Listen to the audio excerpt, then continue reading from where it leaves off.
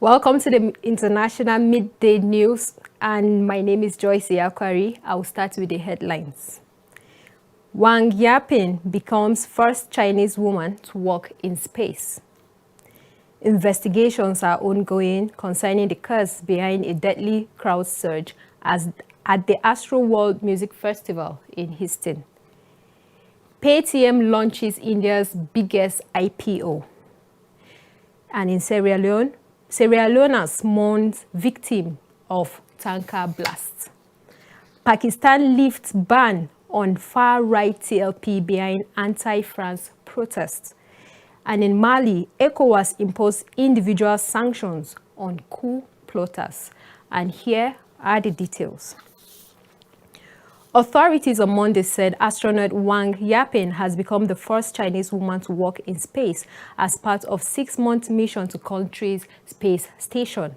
Wang and fellow astronaut Zai Zhegan left the main module of the Tiangong station for more than 6 hours to install equipment and carry out tests alongside the station robotic arm as part of its ongoing construction, according to the China Manned Space Agency, CMS.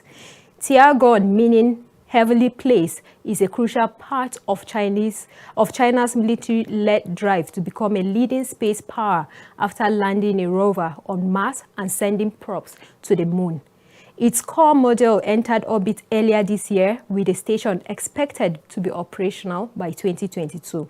Wang, 41, and Zai, 55, has previously traveled to China's now retired experimental space stations, and Zai conducted China's first spacewalk 13 years ago. Tiangong is expected to operate for at least 10 years, and the 3 astronauts are the second group to stay there, with Wang the first woman.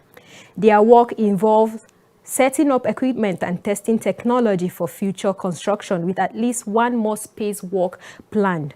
The Taiji module of the station will be connected next year to 2 more stations named MIDDAY and Wangtian, and the completed station will weigh about 66 tons, much smaller than the International Space Station, which launched its first model in 1998 and weighs about 450 tons. 3 spacewalks are planned to install equipment in preparing for the station's expansion, while the crew will also assess living conditions in the Taiji module and conduct experiments in space medicine and other fields. After a crowd surge at the Houston concert that left 8 people dead and dozens injured, officials said they will investigate key causes and what could have been done to get attenders out of harm. The Houston Police Department tweeted on Sunday that the investigation into the tragedy is active and is in its early stages. Houston Mayor Sylvester Turner said in a report that his office is working to determine what happened at the Astroland Festival, how it happened, and how to make sure it does not happen again. Turner said the identity of the 8th victim in Friday's tragedy, who was previously unidentified, has been confirmed by the victim's family.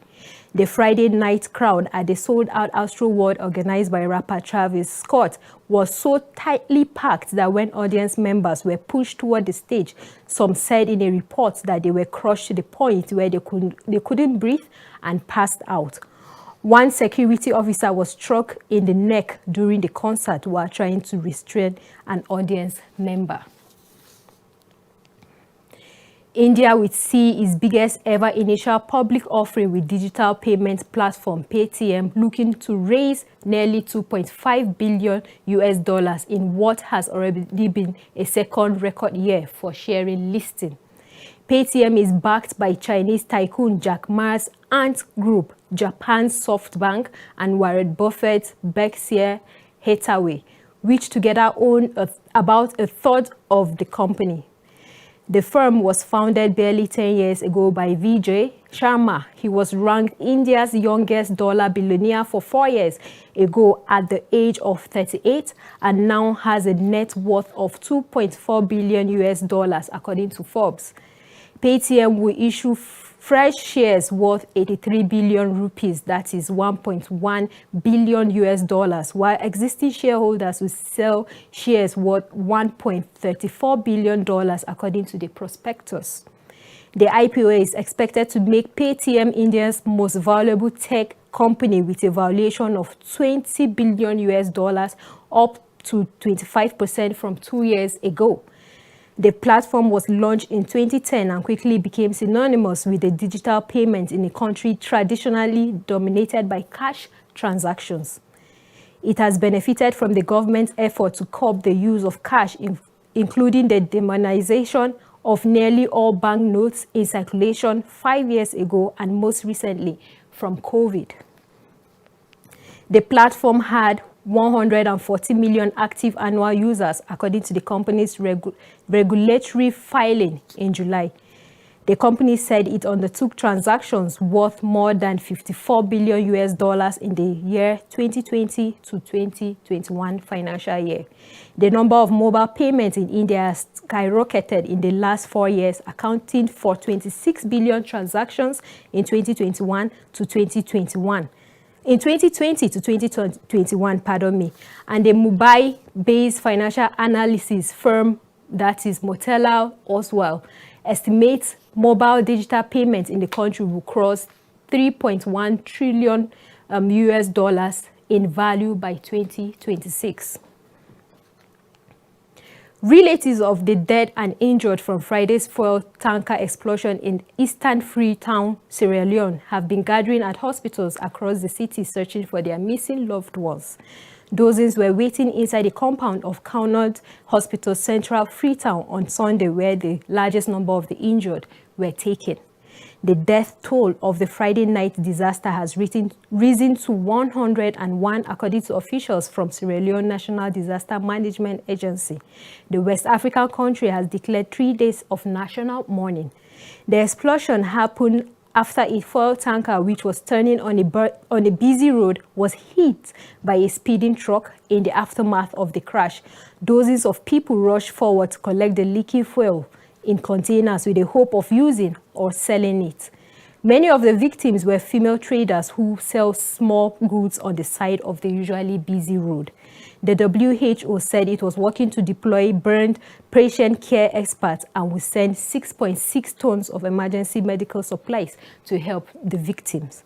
President Joe Biden cut short a visit to the United Kingdom, where he was attending the COP26 climate conference, to return and meet victims of the disaster. He visited the site of the explosion on Sunday morning, saying this national tragedy is heart-rending, and reassured victims of the government commitment to supporting them. Pakistan says it has lifted a ban on a far-right party behind violent anti-France protests last month that triggered clashes with police, resulting in 6 officers and 4 demonstrators' deaths. The development follows an agreement reached last week between the government of Prime Minister Imran Khan and Tehreek Labbaik Pakistan, that's TLP, that the party will hold its march to Islamabad. The march was called to demand the closure of the French embassy in the Pakistani capital. The Ministry of Interior lifted the ban late on Sunday, saying the move was in the larger national interest amid assurances the party will not indulge in violent activities in future. The protest march on Islamabad, which started on October 22, was also meant to demand the release of the party's leader, Saad Rizvi, who was arrested a year ago, as well as thousands of its members detained in the crackdown to fuel the march from Lahore to Islamabad. TLP was outlawed a year ago amid violent rallies over the publication of the caricatures of Islam prophet Muhammad in France. The party started demanding the expulsion of the French envoy in October 2020, when French President Emmanuel Macron tried to defend the caricatures as freedom of expression.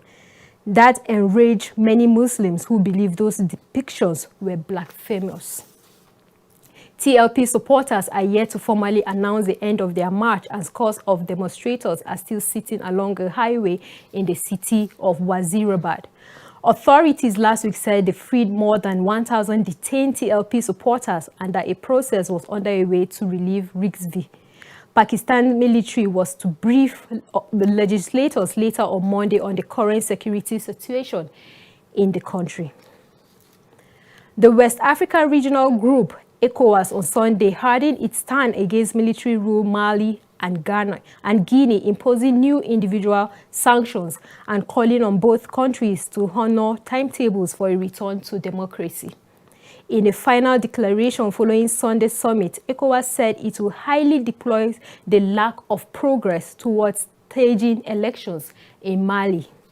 The situation has raised concern internationally, prompting a UN Security Council delegation to Mali late last month. The official said in a statement that council members reiterated their call for the Malian transitional authorities to achieve the handwork of power to democratically elected civilian authorities within the agreed timetable. As for Guinea, where soldiers seized power on September 5th, ECOWAS decided to uphold the country's suspension from the bloc as well as sanctions against individual juntas members and their families. In the final declaration, ECOWAS praised the adoption of a transition chapter, the appointment of a civilian prime minister, and the formation of a transitional government, but it called on the authorities to urgently submit a detailed timetable towards the holding of election in the country of 30 million people. At a September summit, ECOWAS demanded that Guinea hold elections within 6 months. The regional leader also demanded that the Mali junta adhere strictly to that country's transition timetable. And this is all for the Midday International News Desk. My name is Joyce Iakwari. Thank you for watching. Join us tomorrow for another fresh episode. Thank you.